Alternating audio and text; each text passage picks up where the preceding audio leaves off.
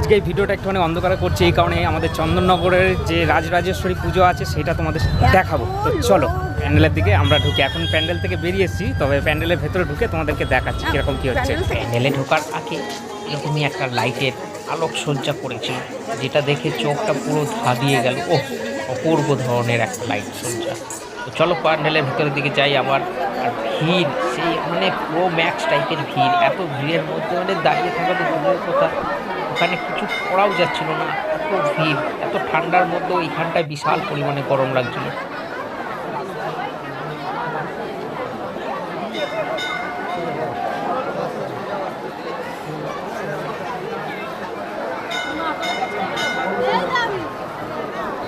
পুরো ভিড়ে ফেঁসে গেছি।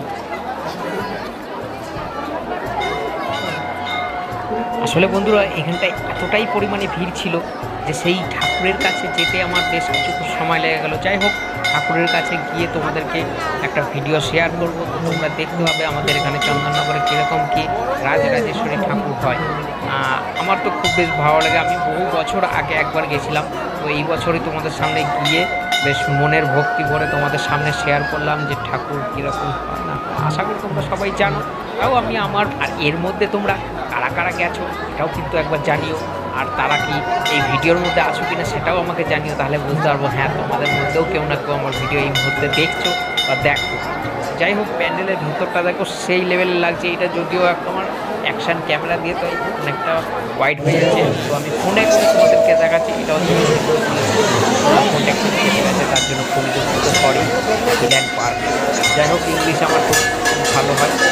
ঠাকুরকে দেখ সবাই সন্ধ্যে আর এতটাই পরিমাণে ধোঁয়া উড়েছিল, যার ফলে ঠাকুরের মুখটা আমি ঠিকঠাকভাবে দেখাতে পারলাম না। তো তোমরা থাম্বনেইলে দেখে নিও ঠাকুরের মুখটা আমি অন্য একজনের থেকে ছবিটা সংগ্রহ করেছি। এইখানে এতটাই ভিড় ছিল যে ঘেমে পুরো একদম চান করে গেছি। ভাগ্যিস আমি ব্যাগে করে গামছা নিয়ে গেছিলাম বলে মুছে নিয়েছি। জোকসে পার্ট, সবাই একটুখানি হেসে কমেন্ট করে দিও।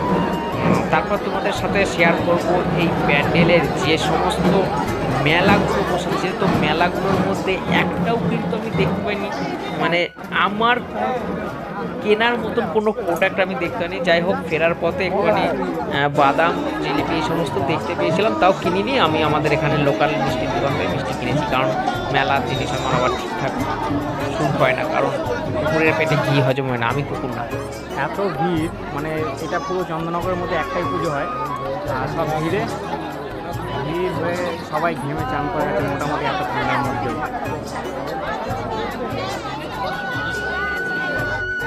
পুরো মেলার মধ্যে জেন্টস কোনো প্রোডাক্ট আমি ঠিক দেখতে পেলাম না, সব লেডিস প্রোডাক্ট রয়েছে, তাও সেটা তোমাদের সাথে শেয়ার করছি। দেখো ওইদিকে রয়েছে মেয়েদের কানের, ওইদিকেও মেয়েদের গলার, এদিকে রুমাল, ওইদিকে বাচ্চাদের।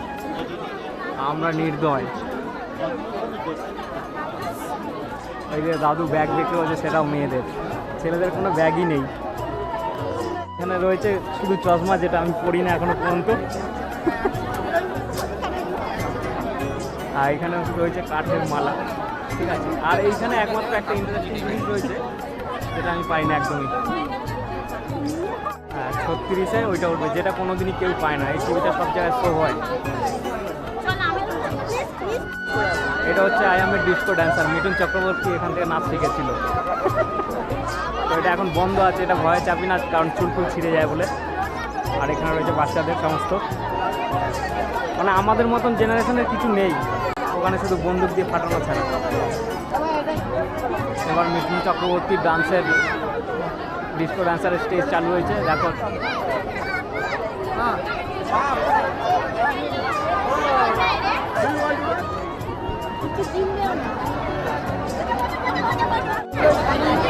প্লেনে চাপার আসল মজা তো এরাই নিচ্ছে। সুইজারল্যান্ড, প্যারিস সব কিছু ঘুরে চলে আসলো।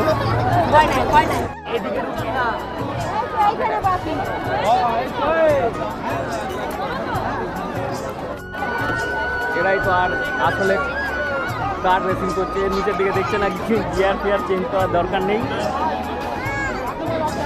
এদের জন্য লাস্ট মনে হচ্ছে বাচ্চাই হতে হবে, কারণ বাচ্চাদের জিনিস ছাড়া আমাদের চোখে কিছু পড়লো না। এখানে একমাত্র জিনিস রয়েছে যেটা আমাদের চলবে কিন্তু আমার চলে না, সেটা হচ্ছে কি মকটেল টকটেল এরকম কিছু একটা।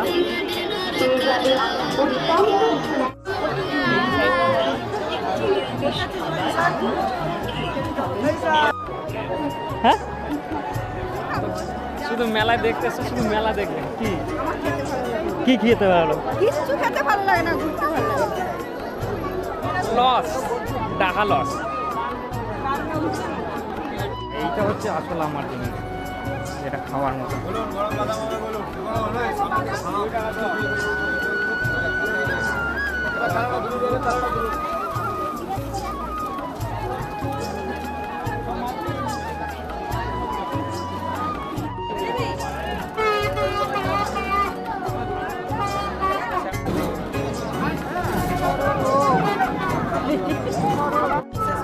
এরকমভাবেই শেষ হয়ে গেল আরও একটা দুর্দান্ত ভিডিও। এইরকমই ভিডিও দেখার জন্য অবশ্যই আমার চ্যানেলটাকে সাবস্ক্রাইব করে নিও। পরবর্তী সময় আরও একটা ভালো ভিডিওর সাথে দেখা হবে। এখনের মতন টাটা।